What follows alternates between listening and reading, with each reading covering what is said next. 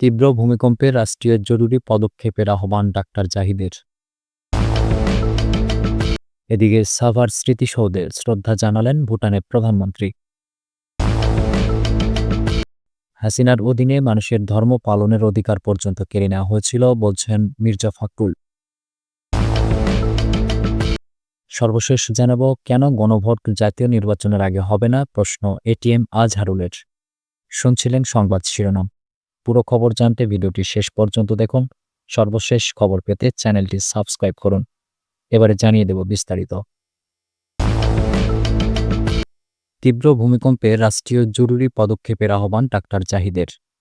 বিএনপির জাতীয় স্থায়ী কমিটির সদস্য ডাক্তার এজেড জাহিদ হোসেন দেশের বিভিন্ন অঞ্চলে অনুভূত সাম্প্রতিক তীব্র ভূমিকম্প এবং এতে সৃষ্ট হতাহতের ঘটনায় গভীর উদ্বেগ প্রকাশ করে রাষ্ট্রীয় ও জনসচেতনতামূলক জরুরি পদক্ষেপ গ্রহণের আহ্বান জানিয়েছেন। জাতীয় প্রেস ক্লাবে মহান জাতীয় বিপ্লব ও সংহতি দিবস উপলক্ষে আয়োজিত এক আলোচনা সভায় প্রধান অতিথির বক্তব্যে তিনি এ নিয়ে কথা বলেন। ডাক্তার জাহির হোসেন বলেন, সম্প্রতি প্রায় 15 থেকে 22 সেকেন্ড ধরে ঢাকাসহ সারা দেশে একটি তীব্র ভূমিকম্প অনুভূত হয়েছে। ভূমিকম্পটি বেশ শক্তিশালী ছিল এবং এর কেন্দ্র ঢাকা শহরের খুব কাছাকাছি। ধারণা করা হচ্ছে ঘোড়াশাল বা মাধবদীর নিকটবর্তী। কেন্দ্রস্থল নিকটবর্তী হয় ঢাকায় এটি অত্যন্ত তীব্রভাবে অনুভূত হয়। পাশাপাশি দেশের অন্যান্য অঞ্চলেও কম্পন ছড়িয়ে পড়ে। তিনি বলেন, গত কয়েকদিন ধরে আফগানিস্তান, পাকিস্তান ও পশ্চিমবঙ্গ সহ আশপাশের অঞ্চলে নিয়মিত ভূমিকম্প হচ্ছে, যা বড় ধরনের ঝুঁকির ইঙ্গিত দেয়।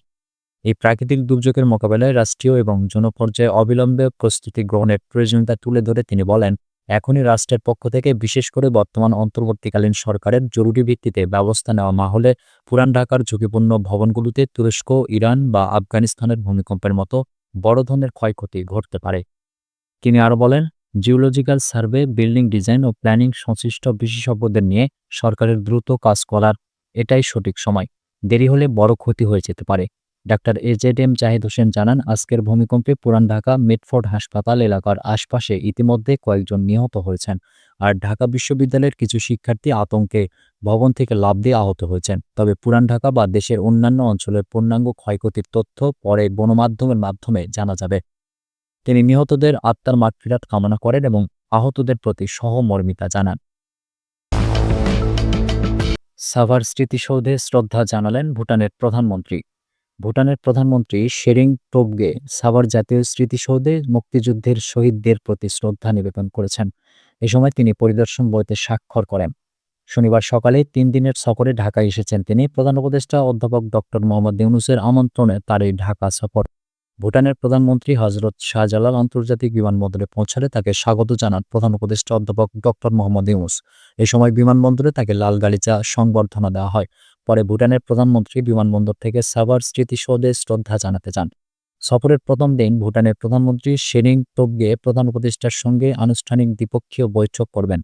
একই দিনে প্রতিনিধি পর্যায়ের বৈঠক অনুষ্ঠিত হবে। দ্বিপক্ষীয় বৈঠকে বাণিজ্য, বিনিয়োগ, যোগাযোগ, শিক্ষা, পর্যটন, সাংস্কৃতিক ও ক্রীড়া সহ বিভিন্ন ক্ষেত্রে সহযোগিতার বিষয়ে আলোচনা হবে বলে আশা করা হচ্ছে। ভুটানের প্রধানমন্ত্রীর ঢাকা সফরকালে দুই দেশের মধ্যে 3টি চুক্তি ও সমঝোতা স্বাক্ষর সই হতে পারে। সফরের দ্বিতীয় দিন বঙ্গভবনে রাষ্ট্রপতি মোহাম্মদ শাহাবুদ্দিন ভুটানের প্রধানমন্ত্রীর সম্মানে মধ্যাহ্নভোজের আয়োজন করবেন। একই দিন ঢাকার শীর্ষ ব্যবসায়ী নেতাদের সঙ্গেও বৈঠকে বসবেন টোবগে। পররাষ্ট্র উপদেষ্টা মোহাম্মদ তৌহিদ হোসেন সহ কয়েকজন উপদেষ্টা ভুটানের সরকার প্রধানের সঙ্গে সৌজন্য সাক্ষাৎ করবেন। সফর শেষে তিনি আগামী সোমবার ঢাকা ত্যাগ করবেন। হাসিনার অধীনে মানুষের ধর্ম পালনের অধিকার পর্যন্ত কেড়ে নেওয়া হয়েছিল বলছেন মির্জা ফখরুল। বিএনপি মহাসচিব মির্জা ফখরুল ইসলাম আলমগীর বলেছেন, গণতন্ত্র না থাকলে কোনো শ্রেণী বা ধর্মের অধিকারই প্রতিষ্ঠিত হয় না। শেখ হাসিনা সরকারের অধীনে মানুষের মৌলিক ভোটাধিকার ও ধর্ম পালনের অধিকার পর্যন্ত কেড়ে নেওয়া হয়েছিল। শনিবার রাজধানীর ডিপ্লোমা ইঞ্জিনিয়ার্স ইনস্টিটিউশন মিলনায়তন হলে ইসলামিক ফাউন্ডেশনের মসজিদ ভিত্তিক গণশিক্ষা কেয়ারটেকারদের এক আলোচনা সভায় তিনি এসব কথা বলেন। মির্জা ফখরুল প্রশ্ন তোলেন, অগণিত মুসলমান, মাদ্রাসা, মসজিদ, ইমাম, ওলামা থাকা সত্ত্বেও দেশে কেন এত অন্যায়, দুর্নীতি, চুরি এবং অর্থ পাচার হচ্ছে? তিনি বলেন, একটা মসজিদ তৈরি করতে মানুষ যে আগ্রহ দেখায়, সে আগ্রহ ভালো মানুষ তৈরিতে কোথায় হারিয়ে যায় আমি বুঝি না। তিনি জানান, ধর্ম ও নৈতিকতা সমাজে কিভাবে প্রয়োগ করা হয় এ নিয়ে দেশে আরও গভীর আলোচনা উদ্যোগ জরুরি। ইন্দোনেশিয়ার উদাহরণ তুলে বিএনপি মহাসচিব বলেন, সেখানে সরকার যেই হোক, কমিউনিস্ট, ইসলামী বা গণতান্ত্রিক অ্যাসোসিয়েশন অব ওলামা নামের শক্তিশালী ধর্মীয় প্রতিষ্ঠানকে বাদ দিয়ে কোনো সিদ্ধান্ত হয় না। বাংলাদেশের ক্ষেত্রে এ ধরনের প্রাতিষ্ঠানিক কাঠামো নেই বললেও উল্লেখ করেন তিনি। বিএনপিকে উদারপন্থী গণতান্ত্রিক দল উল্লেখ করে ফখরুল বলেন, গণতন্ত্র না থাকলে কোনো শ্রেণী বা ধর্মের অধিকারই সুপ্রতিষ্ঠিত হয় না। গত ১৫-১৬ বছরে শেখ হাসিনা সরকারের অধীনে মানুষের ভোটাধিকার ও ধর্ম পালনের অধিকার পর্যন্ত কেড়ে নেওয়া হয়েছে বলে অভিযোগ করেন তিনি।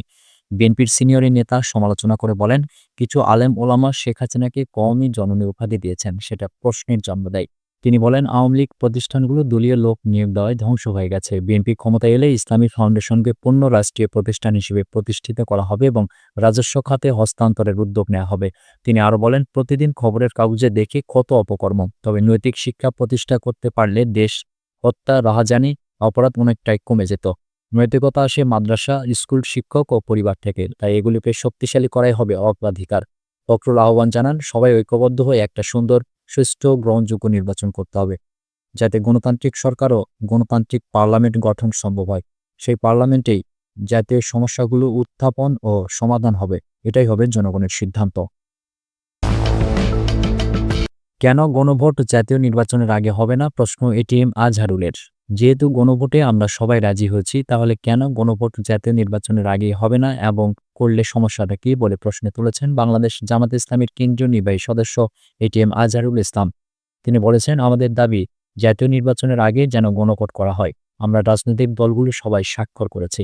শনিবার দুপুরে রংপুরের বদরগঞ্জে শাহাপুর মাঠে নির্বাচনী মোটরসাইকেল শোভাযাত্রা শুরুর আগে সাংবাদিকদের সাথে আলাপকালে এ কথা বলেন তিনি। আজহারুল ইসলাম বলেন, আমরা মনে করি গণভোট হলে অনেক সমস্যার সমাধান হতে পারে। আমাদের হাতে সময় অল্প, এজন্য ভোট এবং গণভোট একসাথে সময় হবে না। সে কারণে গণভোট জাতীয় নির্বাচনের আগেই দিতে হবে, এটাই দেশবাসী প্রত্যাশা করে। নির্বাচন প্রসঙ্গে তিনি বলেন, আমরা সবসময় লেভেল প্লেইং ফিল্ড দাবি করে আসতেছি। এখনও প্রশাসনে অনেকেই আছে যারা বিশেষ একটা দলের পক্ষে কাজ করেন। সরকারি চাকরি যারা করেন তারা নিরপেক্ষভাবে দায়িত্ব পালন করবেন। এটা অব্যাহত থাকলে আমার এলাকায় লেভেল প্লেইং ফিল্ড থাকবে ইনশাআল্লাহ। আমি প্রশাসনকে সবসময় এই কথাটি বলে আসছি। দাঁড়িপাল্লার ভোটের ব্যাপারে জনগণের বিপুল সাড়া পাচ্ছেন উল্লেখ করে আজহারুল ইসলাম বলেন, আমি ১৪ বছর জেলে ছিলাম, আল্লাহর রহমতে আপনাদের দোয়ায় খালাস পেয়ে মুক্ত হয়েছি। জামায়াত আমাকে রংপুর ২ আসনে মনোনয়ন দিয়েছে। আমি ৩.৫-৪ মাস ধরে বদরগঞ্জের প্রত্যন্ত অঞ্চলে গিয়েছি। সব জায়গায় ভালো সাড়া পাচ্ছি এবং নারীদের সবচেয়ে বেশি সাড়া পাবো ইনশাআল্লাহ। অনেক সংস্কার করেছি, যেহেতু আমি জনগণের জন্য নির্যাতিত ছিলাম, এজন্যই তারা আমাকে ভোট দেবে। আমি সর্বস্তরের লোকদের সমর্থন পাচ্ছি, যেহেতু তরুণ প্রজন্ম একটা বিপ্লব করে সরকারকে হটিয়েছে। এখানে তরুণ প্রজন্মের অংশগ্রহণ অনেকটা বেশি। তরুণ, যুব, বৃদ্ধ, মহিলা ও অমুসলিমদের ব্যাপক সাড়া পাচ্ছি ভোটে এবং ভোটের পরিবেশ অত্যন্ত অনুকূলে। সুপ্রিয় দর্শক, এই ছিল এখনকার মতো সর্বশেষ সংবাদ। পরবর্তী সংবাদ দেখার আমন্ত্রণ রইল।